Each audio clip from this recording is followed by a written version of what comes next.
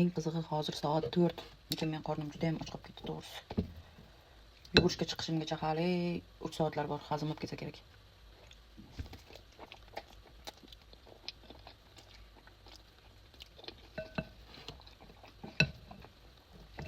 Nara rosa maslahat bergan-ku ana. Piyoz bilan yeyishdi. Lekin men piyozga oshqozonim og'riydi. Kimchi yo'q, shuning uchun o'zini bosamiz.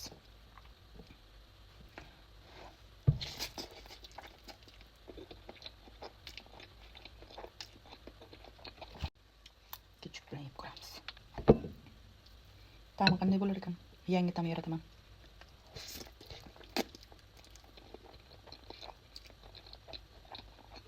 Bu ancha yaxshi ekan.